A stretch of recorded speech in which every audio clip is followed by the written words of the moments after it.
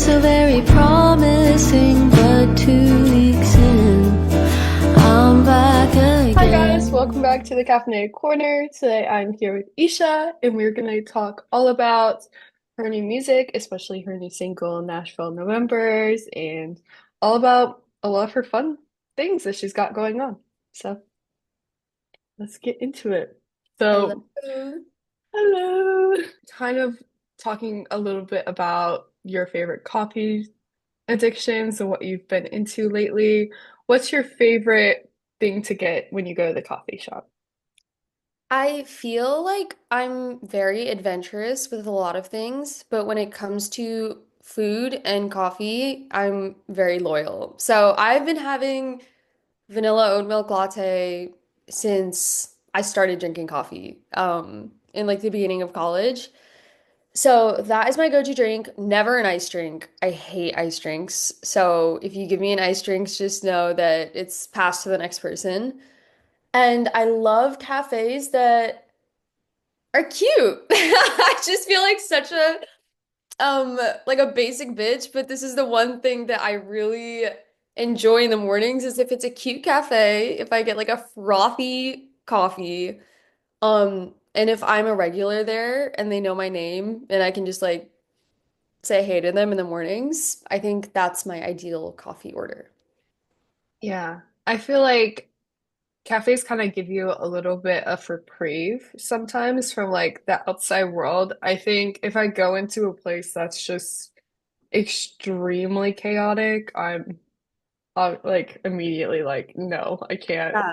Yeah. Like a place that offers you like a good coffee and then offers you just like a good ambiance. Like it can be a little bit busy, but it's those places that like think we were saying earlier, like Starbucks and all Mm, the big chains that don't really offer that like quaint experience that you want with someone like remembering your name yeah. and just like caring a little bit about you in the moment versus it's like when you go to Trader Joe's, you Yeah. know?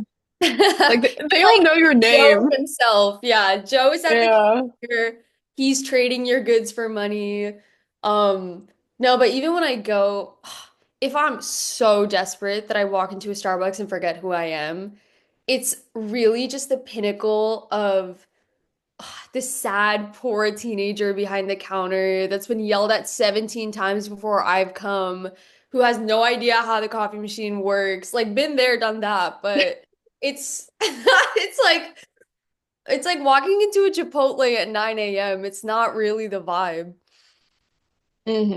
Yeah. It's just it's not a part of the new like caring a lot about what you get yourself into. Mm. I think like lately, anytime I start getting like obsessed with a new thing, I'm like, okay, check yourself. Is this something that you would be okay with seeing yourself doing? Is it something that it's kind of like funny where you're like, this is not like super left field. It's more of just like, oh, down the road, I'm gonna think that's funny that I was super into this. Yeah. Versus like things I'm like, ew, like no, do not do that. Do Tacky. not do that. Yeah, but getting into that, what is something like people would be surprised that you're into, whether it's like a hobby, an interest, or I know we talk a lot about like really shitty television and movies that we're into. What are you into right now? I am still into really shitty television. The first time that Laura and I talked, we talked for maybe 30 minutes about just like all the worst movies or books or media that we've consumed. And I'm not even as guilty as I should be about it because I feel like whenever anyone asks me my favorite movies or TV shows, especially in a session or if I'm meeting a creative person, it's always such a shock to them because I will watch like 2005 reality TV shows to relax, or I'll watch like D-list movies on Amazon Prime with some no-name actor who's really hot, but it's like they just missed the DCOM deadline. Like they could have been a DCOM daddy, but they just missed it. And now they're on some Hallmark adjacent movie.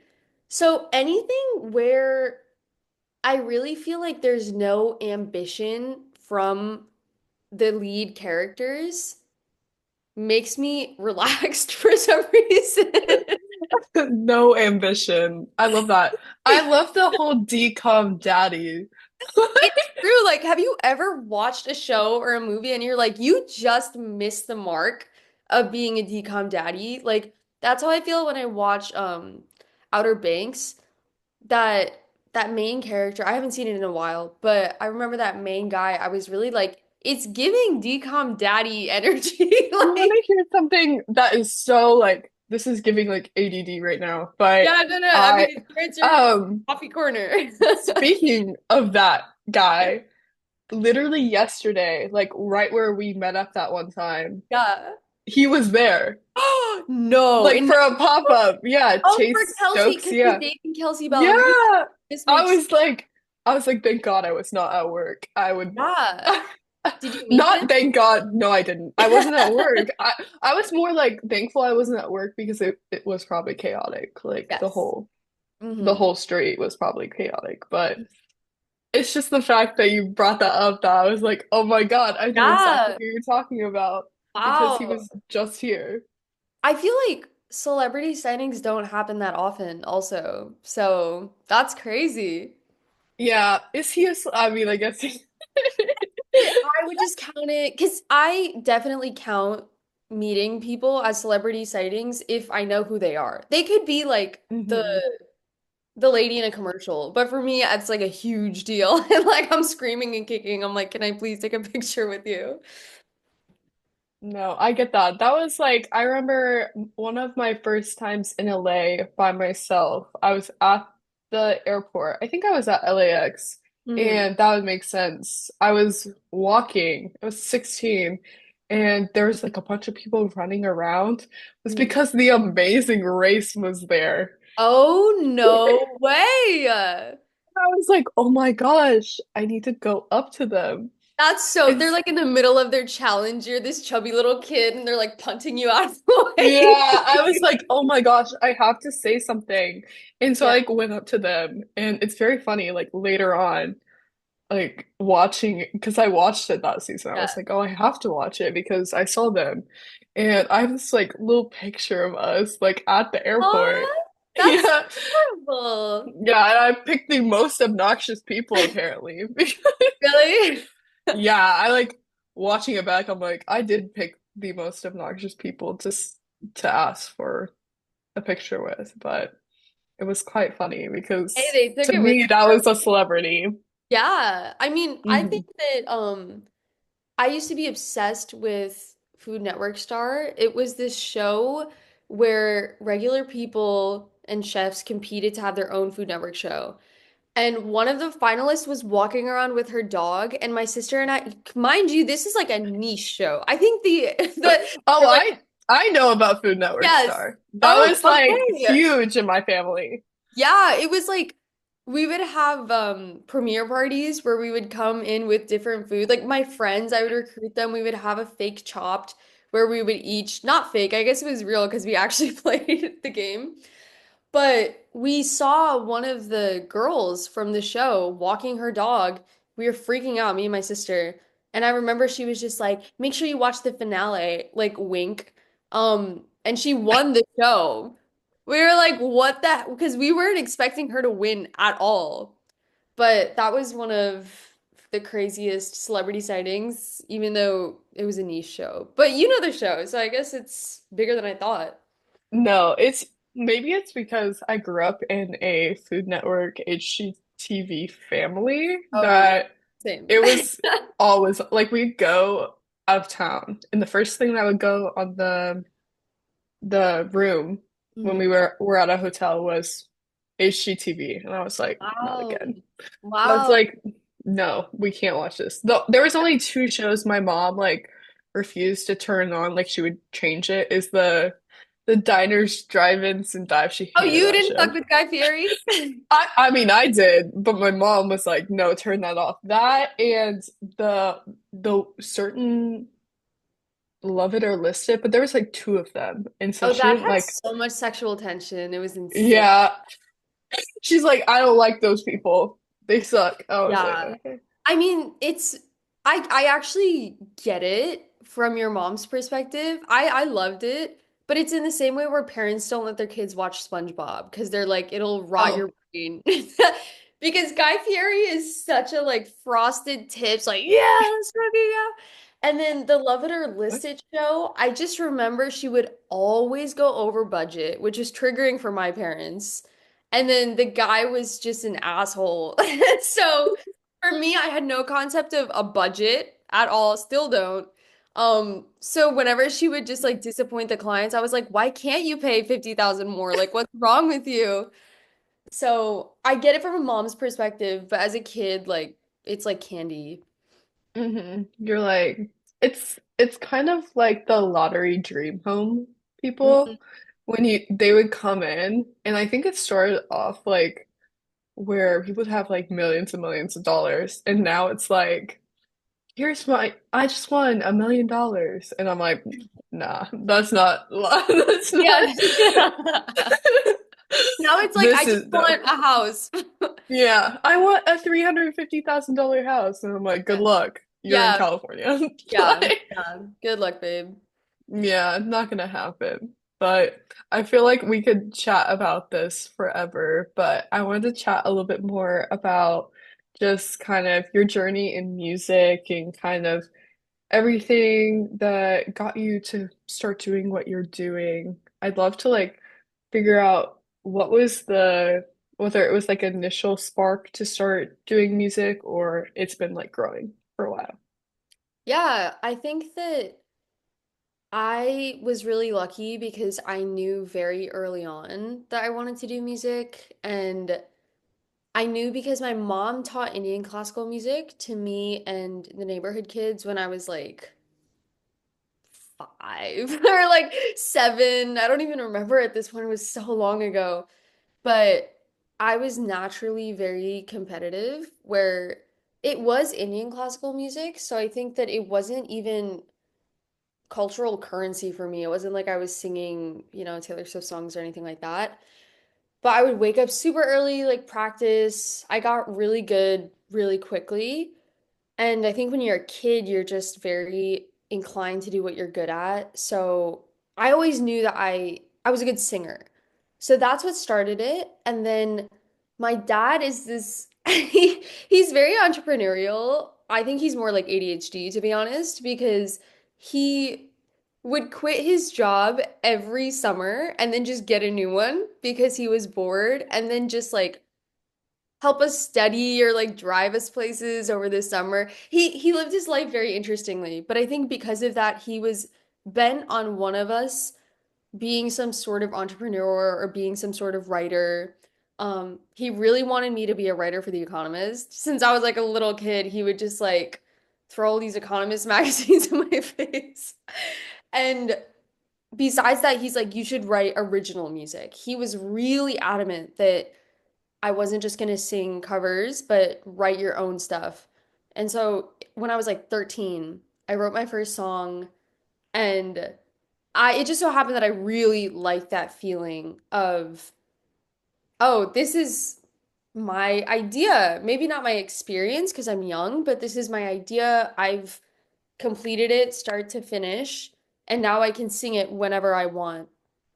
And so I I would make them drive me to open mics all over the tri-state. So like Trenton, Philly, New York, um, anywhere I could perform, I would.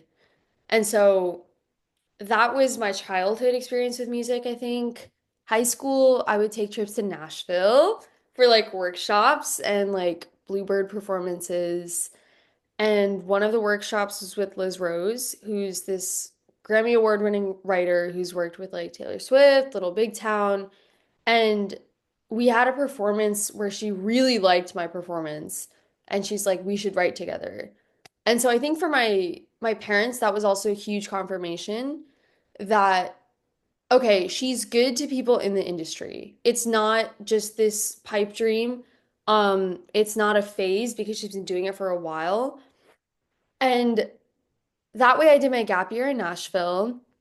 I wrote with Liz. I wrote with a ton of other people, lived on my own for the first time, writers rounds. Nashville scene is just completely songwriting centered. So that's how I would describe my experience.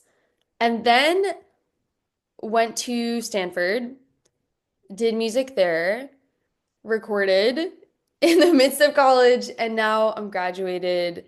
Um, I've just been recording, I've been like traveling, and I have a ton of songs that I would love to share with the world, and now it's just a matter of treating it like my job and getting it out there. That was a very long-winded explanation, but No. I think safe to say I've just been doing it for a while and I'm constantly learning, even now. hmm No, I think it's so interesting to see that. I mean, I feel like 13 is so early, Mm, but if you like look back at anyone that is interested in writing, it just like kind of comes to you like before you even start like fully getting into music. It's just like, oh, it's like artistry. It's like yeah. when artists will start like coloring when they're like 4. It's just like an innate thing you continue to grow and grow. Mhm. How do you feel that your music has kind of like evolved to like this most recent project from like when you're writing when you're 13 till now? And some of your more like recent, not recent, more like past like music, like Manic Pixie Dream Girl, Far Away. Like how has it kind of evolved since then? Yeah, I mean, I think I have definitely honed in on my individual creative process, which is huge. Especially, you write so many songs that you understand what you feel is good, how that matches the zeitgeist, how that matches your audience's taste, um, and also the creative process that works for you, the type of person that you work well with. So a lot of it is process oriented, um, in evolution, where I can systemize a lot of things now. I can understand when I go into a room, okay, this is how I'm going to get in the zone. This is how we're going to finish this song. It feels a lot less experimental than it used to. Um, I would say writing style, I've always had a distinct writing style, I would say, not to even sound cocky or anything like that, but that's like always the feedback that I get where they're like, "Oh, I can tell that like you've written this, even if it's like a different style." And I think it's because I have certain quirks lyrically. I love symmetry in lyrics. So if there's one verse where I'll talk about something abstract, like the next verse will be similar vein, but like concrete. It's very important to me writing wise that there's like an intensity, but there's a clarity about what I'm writing about. It's not going to be just vibes. I've learned all the kind of nuts and bolts around it, where production wise, sonically, like how to match up to my tastes versus just going into a producer studio and feeling like, oh, okay, this is good enough. I have the lingo now and I have the learning, and I'm still learning about this, where I want it to sound like what I love to listen to versus just being satisfied with a finished product. hmm Does that make sense? Yeah, it's almost kind of like how I write when Hmm. I'm writing. You Yeah. kind of want to have a little bit of structure like Yeah. in what you're doing, but you also want to have people like hear your voice and be like, Yeah. okay, I know this is like coming from her versus Hmm. like anyone could Hmm. be writing this. Yeah. Kind of like that. And it's funny because I think no matter how much you push and challenge yourself, your voice is something that can't be drowned out unless somebody else really dwindles your light and you're like, this sucks. And then you're discouraged, right? Um, but yeah, writing is so interesting that way. That's what I like everything has changed along the way, but the writing is the one thing that remains the same. Which I don't know if you feel the same way, but there's like a lot of comfort in that. Yeah. I think I think it just depends. Hmm. I feel like obviously what I've written in the past, I'll look back and be like, what Oh, is this? cringy, yeah. I think it's just a lot about personal experience and just mental health Mm, too, where mm, I'm like, okay, where was I when mm, I was writing this? And what kind of experiences had I gone through? And who were the people around me at that time? mhm. Was it people that I could really count on? Or was it kind of people that fed me certain things that I kind of like reflected back into like what I was writing at the time? I think it's like big in journaling too. I think Yeah. when I'm like really good at journaling is usually when I'm not great. So Mhm. I feel like it's sometimes hard to like look back at journals and be like, wow, this was when I was like going through it versus like, wow, I sound so happy. Like it's usually not that. It's usually like I'm writing because I'm going through a lot. And You so need catharsis. Yeah. yeah, but I feel like kind of going back, I recently like went through some of my journals and it's similar like themes of being like, okay, I'm this has been something I've dealt with like for a while versus like, Oh, you yes. know, Hmm. versus it's just like a new thing and it's just like coming out of nowhere. Usually it's like, okay, like this Same is not problem. new. Yeah, same Yeah. problems, same person, like Hmm. not surprised, but kind of like on that I know you've been traveling and doing a bunch of things, especially like you've been in Nashville, and then I know we talked a lot about your trip to London, and I feel like this new project that you're doing kind of is influenced by that travel and like the world around you. Can we Yeah. talk a little bit about that? Yeah, I think that it's interesting what like I feel like I said, was very comfortable in the creative process, in the writing process. But you're always growing, you're always learning. And the one thing that I solidified within my own identity and also artistically was that because sometimes you'll walk into a room and it's really funny, songwriters will just say these really cutting things to you. Where I walked into this room and this girl was like, we hadn't even talked, and she was like, "You seem sweet. What's your edge?" And I was like, Oh, like, hello. Well, my nice to meet you too. like, yeah, nice to meet you.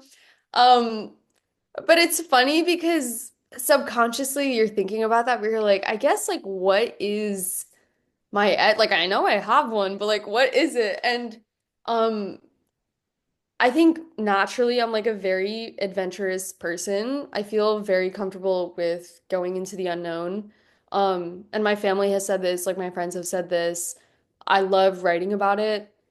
So it it felt right that this next project, because I've been traveling so much, to kind of meditate on that and be like, okay, even if I haven't like fallen in love per se, in the last like 3 years, I've done like a shit ton of cool shit. Like I was just like, Yeah. I've like been so many places. I've had like so many experiences. I've seen so many different people. I've had different jobs, like different weird happenstances. And so I allowed myself to be really honest about my life and not feel like I had to put on this facade of, oh, la-di-da, like I'm in love, or like, oh, I hate this person, or just whatever anyone else was doing. So that was like far away. I wrote that like a while ago, but XOXO was like the last song that's probably going to be on the project. And that's just my personality where I think I can be very thoughtful and poetic when I have to, but there's like a big part of me that just loves new experiences and going different places. And there's like a bug in me that always needs to be moving.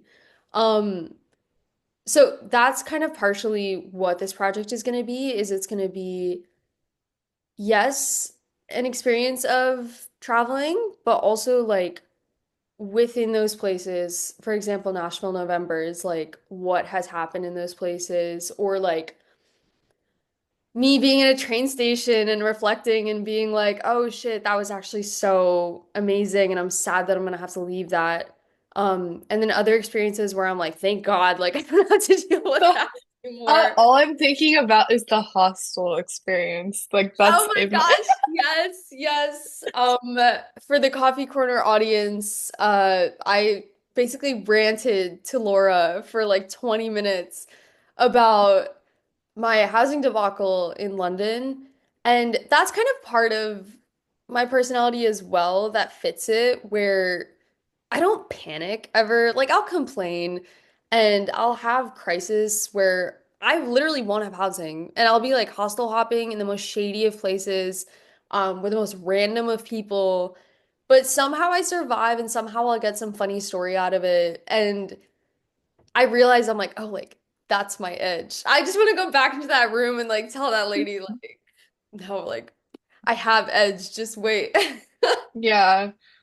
I need to like develop that. You need to like give me some of yours because I feel like anytime I'm going on a big trip, I'll be thinking like, what could happen to me? Here's Yeah. X, Y, and Z, and Mhm. what will I do? And then I'll be like I'm going to Spain. Yeah. And Ooh. the yeah, very excited. But Yeah. the first thing that pops up on my feed is my friend literally getting robbed.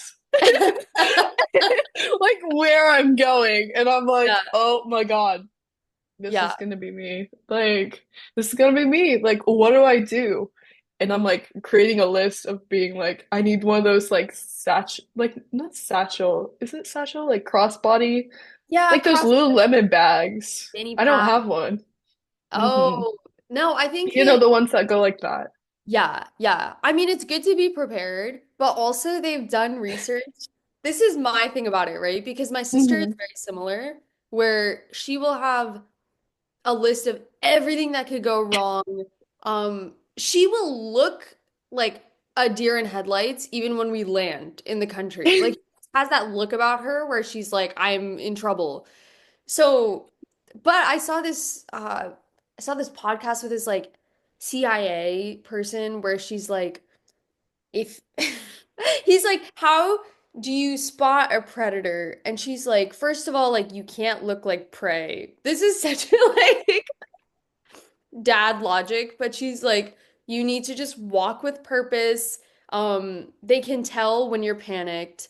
And so 90% of it really is there's so many people around you. If you just have a sense of purpose and confidence in the way that you approach your environment, 90% of the time you should be fine. And the 10% of the time that you're not, you will deal with it because you have to, you know? Hmm. Get robbed, like you're gonna be like, fuck my life, and then you're gonna figure it out. No, this is gonna be me. I got my phone. No, I've just got my license here. Like, Wow, but nice. I'm just gonna shove it down my pants. I'm not bringing it out. I'm gonna be like, we're fine. We're good. Yeah. I'm gonna try to bring that kind of energy and be like, it's fine, guys. It's fine. No, And but then, you're smart. yeah. You should be vigilant too. I think that Oh, yeah. you'll be having fun, but I you'll be smarter than a lot of people that go just very ignorant about it. Yeah, I don't think I'm a very go with the flow kind of person, but I don't think I'm ever carefree. Mm, Like, you interesting. know, like Yes. I'm like, okay, what what's my surround? Like I'll be at the park Mm. and we've got so way I'll be off the park. I'll be at the park and I'll be like running and then I'll like take a look around Mhm. to make sure no one's following me. I mean, Because you're I'm in a like, city too. I feel like, yeah. yeah, that makes a lot of sense. Yeah, so I think I'll be fine, but Mhm. we'll see. Catch me in a month. Will I I be hope that you can be carefree, even for like a day in a Spain. day? Yeah, probably not in Spain. Maybe in like Amsterdam, I'll find my carefree Yeah. body. I Hmm. feel like that'd be a good place. Let's see. Kind of going for more about Nashville Novembers. What kind of inspire like I know you talked about having a bit of just everything, Mhm. but what kind of inspired your track? I know you visited Nashville a lot, but what was kind of like the origination? Did you write it here or yeah. I wrote it in Nashville. This is what's special about it is that it is such a love letter to Nashville because I never stopped talking about my gap year. It really was such a transformative time in my life. And I'm still friends with every single person I was friends with in Nashville, which is crazy because I was only there for like 6 months and then COVID happened. But my best friend from Nashville like talked to every day. Um and so I wrote that in Nashville with Chris Hausman. Love him. He's a great writer. And I recorded it with Brandon Meager, who I did my first recordings with ever in Nashville, like Far Away, You Make Me Feel, like Two Dimensions. So it felt full circle and right to do it all in the place that I was talking about.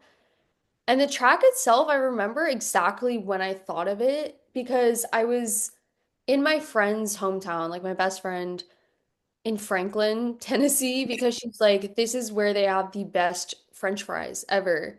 And I remember we went to this Irish pub, we had these French fries, and I was like, these are the best French fries of like I've ever had in my life. Um, so just this like visceral experience of being in this unknown place, like Franklin, Tennessee. I don't know when in my life I would have ended up there. Um, It's the Hallmark City. I always call it really? the little Hallmark City. Well, they filmed so many like Hallmark. I mean, that's where Mistletoe, like the Justin Bieber music videos. Oh my God, It that was makes a filmed lot in like, of sense. yeah. Oh, because I felt while I was in it, I was like, this is like a Hallmark town. Just that sense of Um, like comfort. And we broke into a hotel after that. Like it was just like a very eventful day for us. And so it was this rush of feelings of I'm in this place I never thought I would ever be, but I feel so comfortable with the people around me. Like I really feel like this is a second home. And my parents are from India. Like they would never ever like go to the and they told me this all the time. They're like, if you hadn't done music, like we wouldn't been to 80% of the places that we go. So that's kind of centering in on that moment where you're in a moment and you realize like, wow, like I'm really gonna miss this. And I know I'm gonna be nostalgic about this. And I want to capture every single detail of this moment because I don't know why, but it feels like it'll be important when I'm like 30 years old. So I turned it into this sort of breakup song naturally. Um, and I'm a big fan of songs with months, like I'm trying to think, oh, St. Patrick's Day by John Mayer, Back to December, just any song where they're going through the year hits me in my feels. So I was like, I want to make my version of that, and I'm gonna call it Nashville Novembers. And I will have felt like I did my time in Nashville justice if I put this song out. So it feels very special to me. Sonically, I'm super happy with it. It feels very John Mayer, like Casey Musgraves to me. And yeah, that's the story. It's just really yeah. like about this special memory in Nashville. You. I feel like you know how I feel about Nashville, but I feel like it's gotten better for me like over time. I feel like not having the COVID experience would have been like Mhm. I would have had a complete different view of Nashville. Yeah. So I'm gonna breathe it in with your song. I'm gonna be like, ah, I need more of it. It's gotten so much better for me, at least over the years, being Mm-hmm. here, kind of like forgetting COVID and Oh being yeah. like, okay, I feel like a lot different Hmm. about this city than I originally did. So, I mean, I definitely yeah. have colored glasses with it because when I was there, I lived next to the Piggly Wiggly, and that was so funny to me. Like I loved Piggly Wiggly. It was such a like absurd concept to me that they had this whole grocery store named after a pig, and I was talking to my friend about it, and she's like, "Oh, girl, like they demolished the Piggly Wiggly I was um like, I've never seen years it. ago." Yeah, so I think if I was there now, I would definitely have different feelings of like, oh my gosh, why is it so different than when I was here? It was so Hmm. cute and so homey, and the people were so friendly. So maybe I shouldn't go Yeah. back. No, I feel like it's changing. It's such like a changing city right now, so Hmm. you just never know what you're gonna get. But kind of on your new music and a little bit more about like visually. Hmm. So in terms of like covers, I feel like your covers are quite consistent. Like Yeah. they kind of like elicit the similar like I want to say like energy, but just like aesthetic. Yeah. They kind of follow like a similar thing. Do you have someone that does them for you, or what's kind of the inspiration when creating new projects and figuring out, okay, what should I do next? Yeah, I feel like I don't have someone who does it for me, but I definitely have a very clear idea of, like you said, the energy that I want it to elicit. And especially as you do it more and more, it's kind of like your writing where you'll look back on it and you'll be like, oh, that's cringy. Like sometimes I would look back at cover art and be like, oh, that was like not what I wanted it to be. In retrospect, like I should take more time and be very intentional about this because it's going to stick with the project.